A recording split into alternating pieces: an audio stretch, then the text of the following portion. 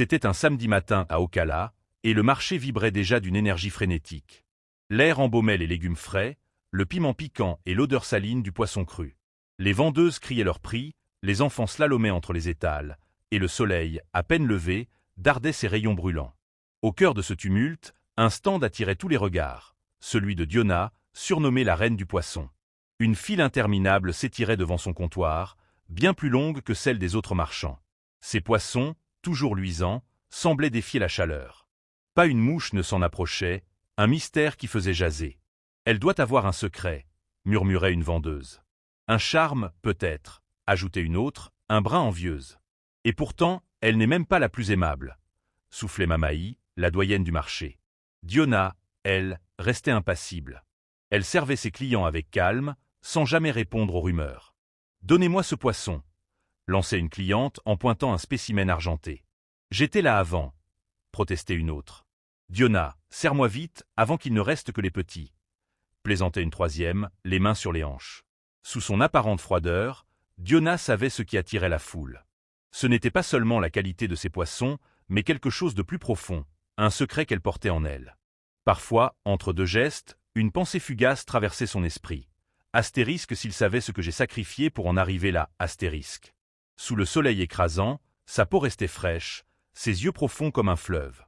Pourtant, Diona n'avait pas toujours été cette femme énigmatique. Autrefois, elle s'appelait Adana et vivait à Bokini, un village non loin d'Ocala. À 18 ans, son oncle l'avait mariée à un homme bien plus âgé. Adana, docile, avait accepté son rôle, cuisiner, nettoyer, attendre des enfants. Son mari n'était pas cruel, juste usé par la vie.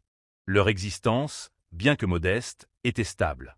Jusqu'à ce matin pluvieux où il partit livrer une cargaison dans un vieux camion. Un accident près de la rivière Beau lui ôta la vie. On ne rendit à Adana que ses bottes et son portefeuille. Seule avec leur fille, Ikena, une enfant vive et curieuse de 10 ans, Adana trouva refuge dans l'amour qu'elle lui portait. Mais le sort frappa encore. Un jour, Ikena but un jus contaminé acheté après l'école. D'autres enfants s'en sortirent, elle, non. Ce drame brisa Adana. Les semaines passèrent, lourdes de chagrin. Les voisins venaient compatir, mais leurs mots glissaient sur elle comme l'eau sur la pierre. Un soir, épuisée par la douleur, Adana se rendit au bord de la rivière Beau, où les pêcheurs livraient leurs prises. Elle voulait acheter du poisson, un geste simple pour apaiser sa peine, ne serait-ce que le temps d'un repas. Elle glissa ses derniers billets dans son corsage et marcha jusqu'au quai. Mais en fouillant pour payer, elle s'aperçut que son argent avait disparu, volé dans la foule. Les regards indifférents des passants et les chuchotements moqueurs, « Pauvre veuve, la vie est dure », la laissèrent seule, brisée.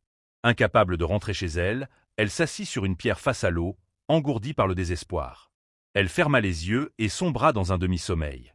Quand elle revint à elle, la nuit était tombée. La lune éclairait le fleuve d'une lueur argentée. Une silhouette se tenait près d'elle. Une femme gracieuse, vêtue d'une robe scintillante, ses longs cheveux noirs flottant dans la brise. Sa peau semblait irisée, presque irréelle. Adana sursauta, croyant rêver. « Dieu merci, je ne suis pas seule », murmura-t-elle. Honteuse, elle se leva. « Bonsoir. On m'a volé mon argent. Pourriez-vous m'aider à rentrer ?» La femme lui sourit, sa voix douce comme un ruisseau. « C'est tout ce que tu veux ? Et du poisson, qu'en dis-tu ?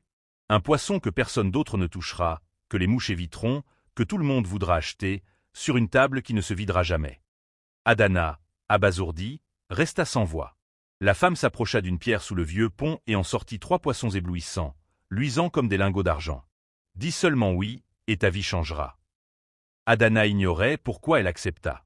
Peut-être la faim, la douleur, ou ce regard qui semblait la voir vraiment. « Oui, » murmura-t-elle. La femme lui tendit les poissons, lourds mais propres, sans odeur. « Tu sauras quoi faire. Souviens-toi de ce moment. » Puis elle disparut dans l'ombre du pont.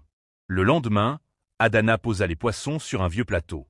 Sa voisine, émerveillée, s'exclama « D'où viennent ces merveilles ? On dirait une bénédiction. » Sans rien expliquer, Adana les vendit au marché pour un prix inouï. Chaque matin, de nouveaux poissons apparaissaient à sa porte, toujours parfaits, toujours intacts. Les mouches les ignoraient, les clients affluaient. Les autres vendeuses murmuraient « Elle a soudoyé un officiel. Elle consulte un marabout. » Adana, elle, gardait son secret. Astérisque, peut-être que Dieu m'a enfin vu astérisque, pensait-elle. L'argent lui permit d'acheter une nouvelle table, une balance, des plateaux. La vie reprenait, même si le chagrin persistait. Mais un matin, alors qu'elle cueillait des herbes dans sa cour, une présence la fit sursauter. La femme du fleuve se tenait là, près du mur de sa cuisine, toujours aussi lumineuse. « Comment es-tu entrée » balbutia Adana. La femme sourit. « Je sais où tu es. » Elle s'assit sur un banc, comme chez elle. Rien de bon n'arrive sans prix. Ces poissons, cette table toujours pleine. Tu crois que c'est de la bonté ? Adana baissa les yeux, la gorge nouée. Tu m'as aidé. J'étais désespéré. La femme hocha la tête. Mais il y a une condition. Aucun homme ne doit te toucher, ni par amour, ni par désir, ni par solitude. Ton corps doit rester à toi seul. Sinon, ta peau fondra comme du plastique au feu. Tu disparaîtras. Un frisson parcourut Adana. Elle pensa à son mari, à Ikena, à la solitude qu'elle portait depuis. « J'accepte », murmura-t-elle. La femme se leva. « Tiens ta parole, et ton don ne s'épuisera jamais. » Puis elle disparut, sans un bruit. Les semaines passèrent. Adana devint la reine du poisson, son étal toujours parfait, ses clients toujours plus nombreux. Mais un homme, Nel, commença à se distinguer. Professeur de littérature, il venait d'abord pour un poisson, puis revint encore et encore. Ses vêtements simples, sa voix calme, son regard patient intriguaient Adana. Un jour, il lui offrit un vieux livre. « J'ai pensé que ça te plairait, » dit-il en souriant. Adana hésita, mais le prit. Le soir, elle lut une histoire de malédiction, trop proche de la sienne. Ses rêves devinrent lourds, des rivières sans fin, des poissons parlants, sa peau fondant sous un toucher interdit. Nel continuait de venir. Un soir, alors que le marché se vidait, il s'approcha. « Je ne viens pas pour le poisson. Je voulais juste te voir. » Adana, troublée, murmura « Pourquoi ?» Il répondit doucement « Tu as le regard de ceux qui ont survécu à ce que la vie a voulu briser. » Pour la première fois depuis des années, Adana sentit une étincelle en elle. Elle esquissa un sourire, mais la peur la rattrapa. Cette nuit-là, un cauchemar la réveilla. Des poissons noircis, un sol fissuré, une main l'entraînant sous la terre. À sa porte, elle trouva un poisson étincelant et un morceau d'étoffe rouge. Le message était clair, la femme du fleuve l'observait. Adana tenta d'ignorer Nel, évita le vieux pont, les rives humides. Mais il revenait, avec des fleurs, des guirlandes, des poèmes écrits par ses élèves, fascinés par la marchande sans mouche. « Ils disent que tu es une reine, » plaisanta-t-il. Adana rit, un rire vrai, léger. Quand sa main effleura la sienne, elle ne se déroba pas tout de suite. « Juste une seconde, » murmura-t-elle avant de s'éloigner. Mais les rêves s'intensifièrent. La femme du fleuve, dans sa cuisine, dévorait son cœur à la cuillère. Un matin, Adana remarqua une tache pâle sur son poignet, fine comme du papier mouillé. Puis une autre sur sa gorge. Sa peau se fendillait, s'effaçait. Paniquée, elle se lava, frotta, mais rien n'y fit. Nel, alerté par les rumeurs, frappa à sa porte. « Ouvre, Adana !»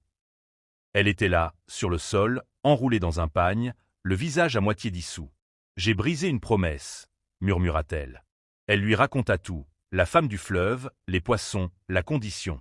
Nel, bouleversé, voulut l'embrasser. « Non, je disparaîtrai. » Il resta à ses côtés, impuissant. Ses doigts devinrent brume, son corps s'effaça. Un vent chargé d'embrun emplit la pièce. Adana s'évanouit dans le silence, comme une vague rejointe par le fleuve. Au marché, les murmures persistèrent. Pourquoi aucune mouche sur ces poissons? La vérité reposait sous les eaux, dans le sourire sans joie d'une femme aux yeux miroitants.